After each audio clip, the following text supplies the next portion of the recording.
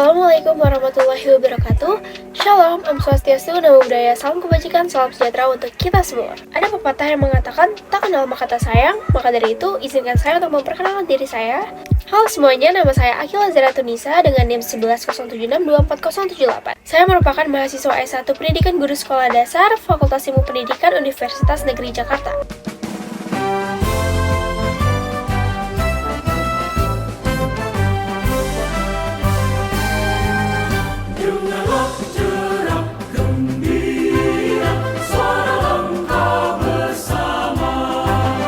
Pada video ini, saya ingin berbagi sedikit testimoni dan juga refleksi diri saya pada mata kuliah Mita Selekta Pendidikan dan Moral yang diampu oleh Profesor Otif Satibi Hidayat MPD dan Pak Prince Clinton Immanuel Christian Damanik MPD. Jujur, sebelum mengikuti mata kuliah Kapita Selekta Pendidikan dan juga Moral, saya tuh sering berpikir bahwasanya kalau jadi guru itu hal yang mudah. Mengajar, menyampaikan materi, memberikan tugas, lalu terakhirnya menilai hasil tugas siswa. Namun setelah mempelajari mata kuliah Kapita Selekta Pendidikan dan Moral, saya mulai menyadari bahwasanya peran guru maupun tugas guru itu jauh lebih besar.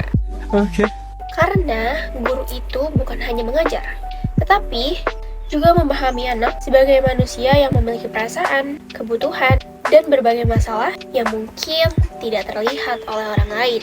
Salah satu yang membuat saya berpikir lebih dalam itu adalah ketika saya membaca sebuah berita ini, di mana seorang anak SD di Demak itu mengakhiri hidupnya setelah mengalami tekanan dan juga menerima kata-kata kasar dari ibunya sendiri.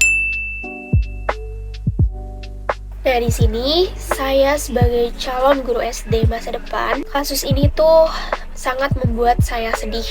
Karena di sini saya dapat membayangkan bagaimana seorang anak yang seharusnya mendapatkan rasa aman dan juga kasih sayang, justru malah menghadapi tekanan yang besar dari orang yang paling dekat dengannya. Polisi menyelidiki motivasi korban mengakhiri hidup, termasuk adanya percakapan bernada makian di ponsel korban yang beredar di media sosial. Dan menurut saya, kasus ini itu tidak terjadi karena hanya satu faktor saja, namun ada faktor internal yang berkaitan dengan emosional anak, di mana anak itu memaknai masalah yang dihadapinya dan juga kemampuan anak menghadapi tekanan yang dimiliki. Namun, di sisi lain, juga terdapat faktor eksternal yang berasal dari lingkungan sekitar, terutama keluarga. Tapi bagaimana kemudian relasi antara sang korban ini dengan ibunya, Pak Angga? Apakah memang ada cekcok yang terjadi atau sang ibu ini memang sering memarahi sang korban ini? Tentunya kondisi itu yang akan kami dalami, Bas, terkait bagaimana hubungan antara ibu dan anak. Karena dari hasil percakapan melalui salah satu media itu yang kami lihat menjadi salah satu faktor ya, yang menjadi pikiran dari si anak. Kita sering mendengar dan sepakat bahwasanya guru pertama bagi anak adalah orang tua, terutama sang ibu.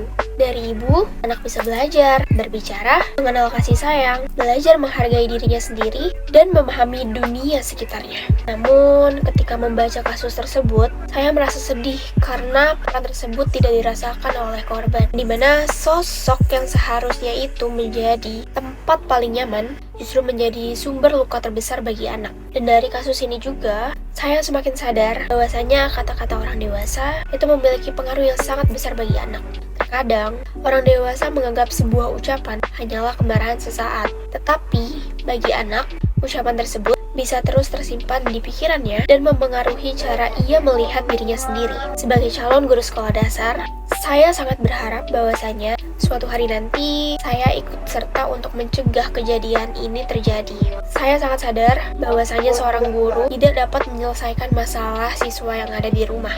Namun, setidaknya saya nantinya sebagai guru bisa menjadi orang yang peduli, yang mau mendengarkan, dan yang peka ketika melihat ada perubahan perilaku anak. Saya juga sangat berharap ketika nantinya saya berada di dalam kelas, saya itu tidak hanya mengenal siswa dari nilai maupun prestasinya saja, namun saya ingin mengenal mereka sebagai individu yang memiliki cerita dan latar belakang masing-masing. Karena bisa saja ada anak yang terlihat sulit konsentrasi, ternyata sedang menyimpan beban yang besar yang bahkan tidak pernah ia ceritakan kepada siapapun. Melalui mata kuliah ini, saya itu banyak belajar bahwa keberpihakan kepada anak bukan hanya sebuah teori, tetapi juga sebagai sikap yang harus dimiliki oleh seorang guru.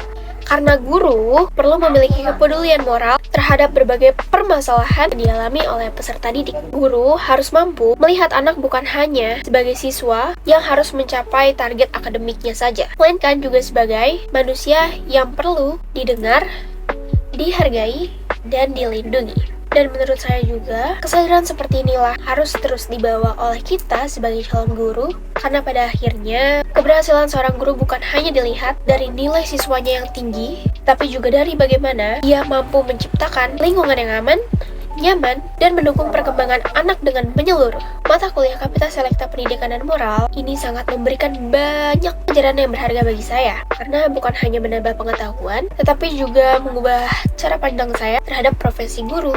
Saya juga menjadi semakin yakin bahwasanya menjadi guru itu harus siap hadir untuk anak-anak, bukan hanya saat mereka berhasil saja, tapi juga saat mereka sedang kesulitan. Sekian dari saya, wassalamualaikum warahmatullahi wabarakatuh.